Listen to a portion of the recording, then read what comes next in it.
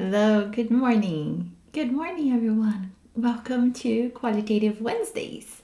I am here today in part one of being rigorous and starting actually with more of a personal announcement versus it's not actually a personal announcement. I shouldn't say that.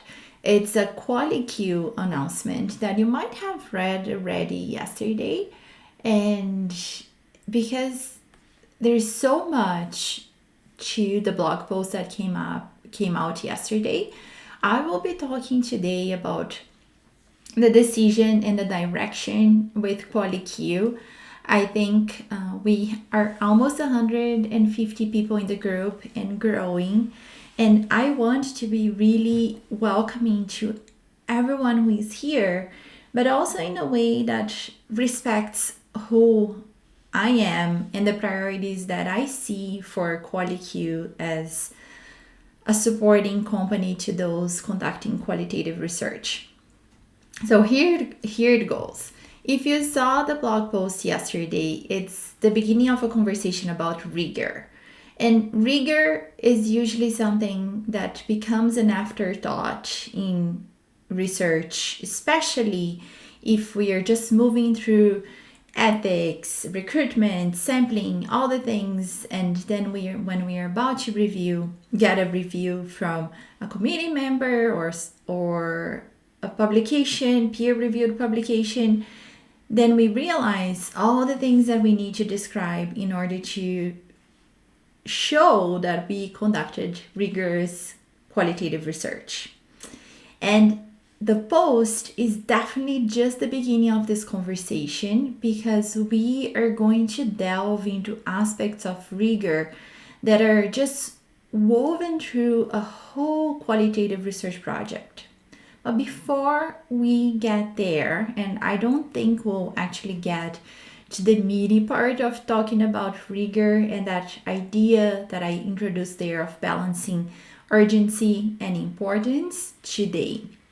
Because before we get there, I really want to talk about what I announced in terms of the direction for Quali Q that will become more clear to you in the next few months, and I think moving forward. So not only for the next few months, but moving forward. So when I started thinking about Quali Q back in 2019, I had the incredible help from Karina Ludgate, who is a local, she's here in Edmonton. She has a company called Henrik Branding. And she really helped me to think about what I wanted to offer through Quali Q, who my ideal clients would be, and all that exercise that we need to do as we are thinking about starting a business and becoming entrepreneurs and selling a service or a product, etc. Things that I had not been trained as a health practitioner, as a dietitian, were definitely the things that she hammered and covered with me during those branding sessions. And when we did that back in June 2019, I decided at that point that I wasn't going to necessarily market myself or tell and show the world that Quali Q was for qualitative health researchers. She felt that people in other areas could really contribute from what I was going to be offering through Quali Q, and she didn't want me to limit my audience to those in health research. Now, move many months forward, a pandemic hit, and we are all still experiencing and moving through COVID-19. And what became clear to me is that I cannot do it all. I have a young family. I have 2 young kids that are now at home all the time. And as much as I love them, I did not see this happening and coming. I thought I was going to have a work environment that, even though it would be at home, it would be more separate from my personal life and more protected in terms of hours and what I would be able to do and concentrate. So that is one aspect of the decision. When I started thinking about how much, and if you are surprised by this, I know sometimes I get messages from people who say, oh, especially with imposter syndrome blog post a few months ago, I got messages from people saying, I'm so glad you said this because you don't come across as someone who suffers from imposter syndrome. Well, surprise, surprise, I do. And I also think most of us do. And the reality is, what I'm telling you here about priorities, I struggle with routine and priorities. I have a personality that likes silence. I like people, and people get this wrong about me, but I am an introvert. I like silence. I like working by myself. I like studying by myself. And with everything happening and all of a sudden, I no longer have the space to really be by myself, and I had to revisit my priorities and, in a way, accept the circumstances that I can't change. I can't change the circumstances that are created by COVID-19, changes in childcare settings, in what my kids will or will not be doing, so on and so forth. And with those changes came that need for me to really think about what can I do that really matches my purpose in terms of what I want and where I want to take Quali Q. I do sometimes feel like an imposter when I am thinking about anyone or everyone who is doing qualitative research and in completely different areas, and maybe you are one of them. Maybe you are in social sciences, maybe you are in natural sciences, and here I am, a health practitioner who is doing qualitative research. And I feel like an imposter sometimes because I wonder how much experience and knowledge I have to really support you. And that's the reason why I decided that I was going to truly embrace what I believe is my calling and my purpose. I am a qualitative health researcher. I am a dietitian by training, and I continue to have my title, and I hope to serve also dietitians as health practitioners. And I have a wealth of experience in qualitative health research. And I think that's what really makes me suitable or in a good position at this point to say, I can be your support if you're doing qualitative health research. But I am not at a time in my life and with the current circumstances that I can almost like afford to embrace everyone who is doing qualitative research. I would probably not be doing a good job, and that's not who I am. That's not how I function, how I thrive. And I want to thrive, and I want to feel really purposeful in my business, in my work. And that really wraps up this part about the decision to narrow niche, to focus on qualitative health researchers and qualitative health research. Will the content change? Probably not. It's still like I think things are applicable. We as qualitative researchers, like we as qualitative health researchers, often learn from books that are not for health researchers. And we are able to apply those concepts, those things to health research. However, you will notice a different in tone, which I think will be an adjustment for me as we move forward. Even in my teachings, if you have purchased the course on qualitative data analysis, I often say, oh, this is my background and this is why I see things this way. And it's almost in a confessional way, and in a way, I'm seeing one comment here pop up. Thanks, Jess.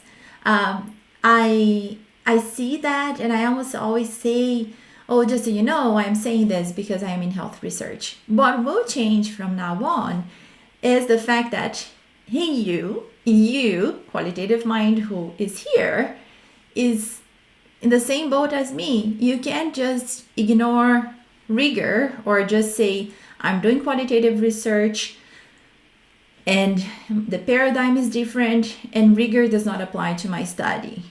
Well, welcome to qualitative health research. You cannot do that. Otherwise, you will be unlikely to publish your work in reputable journals. And you will have a lot of issues in the circles where you might be presenting your work. So that's where things will change. That conversation between the many of us in the group will be more purposeful and more, I would say, helpful to those who are doing qualitative health research. With that being said, if you are here and you are not in health sciences and you enjoy what I say, what I write, and how I go about the topics that I approach, please stay, continue to support Quali Q, and continue to be part of the community. It will continue to be welcoming to those outside of health. However, it's not the focus, and I will probably not be as useful to you. But that doesn't mean that you won't enjoy what I'm saying. There are so many things that we know that are not necessarily for us, but we like, and we continue staying and paying attention. So stay for as long as you want, for as long as it serves you and your work, and enjoy as much as you can. Now, it's only going to be part one because the blog post is so good. I really enjoyed writing it, and to be sincere, I am currently reading a book called The Lazy Genius Way, which has nothing to do with research. It's about lifestyle, self-help, organization, but that whole idea of priorities is so important for all aspects of our lives, including our research. And if you haven't read the blog post, I encourage you to go and read it. And the idea that I'm proposing there is for you to think about what is urgent versus what is important. However, think with really, use your critical skills to look at the things that you're seeing as urgent and ask yourself, are they really urgent? Am I really spending my time on the things that are urgent because it's someone else's important task and someone is creating that urgency for me? Or am I really spending time on things that are important for me? That's the thing about priorities. It's a quote that I have in my planner that I'm not going to try to find right now. I could, but it really says, and I have posted this on LinkedIn before, if you don't identify your priorities, someone else identifies it for you. So one of the common ones that comes to mind is email. Email is a huge source of distraction for me. And when I give in to having my inbox open the whole day and checking email every half an hour, whose priority is that? That email that I got that is asking something from me, is that my priority or is that someone else's priority? And that's where you can start seeing how one might not match the other. And what I'm saying is, in any relationship, in any interchange, your priorities might not match the other person who is on the other side. So what does that have to do with rigor? It has everything to do because very commonly, rigor is put in that high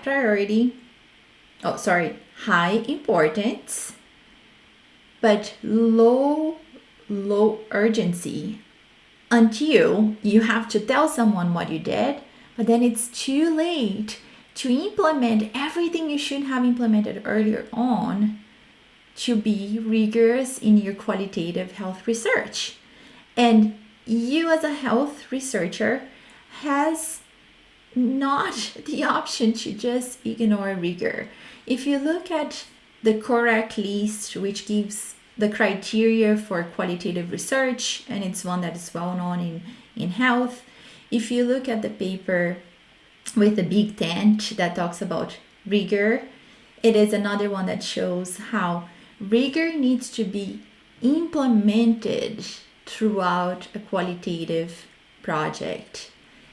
As an afterthought, you are usually trying to remedy, to put band-aids in things that you should have paid attention before you got to that point where you're showing a reviewer or a committee member or someone who is reading your work how you try to be rigorous. You can't just go back, because you can't go back to the beginning. If you didn't journal, and not saying that journal needs to be done, but that's one rigor strategy. If you didn't journal or debrief, you can't go when you're writing about the study and say, oh, I journaled. You can't sit down and journal at the end of the project and said, you did journaling as a rigor strategy. See what I mean? And that's what I want to be talking to you, kind of like in an extensive way, because I think with that lens, rigor becomes really rich in informing your priorities and your decisions from design through publishing a qualitative research project. So there will be so much more to come on this topic. Fostering rigor in qualitative health research is the tagline of the course that will be launching in the fall, Qualitative Research Blueprint, fondly known as QRB. So QRB is all about fostering rigor in qualitative health research. And you will see that it's so comprehensive and so much fun because you have a chance to really analyze, and it's not necessarily analyze, don't think of analyze as that analysis.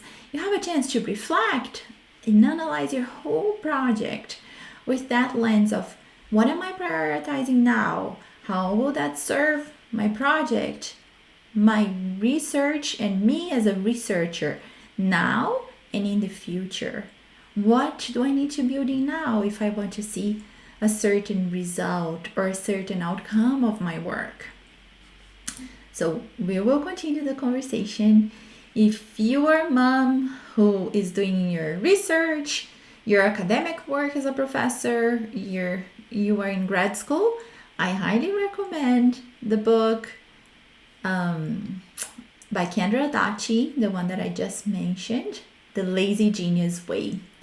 That's a non-fiction book that you can just savor if you have a few weeks of summer vacation coming up for you. I hope you have an excellent week, and we'll talk again, and we'll have a Being Rigorous Part 2 where I will go back to this blog post and talk more about the rigor part of it that I discussed there. But for today, with me wanting to discuss the direction of Quali Q, I really wanted to take some time to just do that and share the news with the people who are the most supportive and here for me and for Quali Q as well.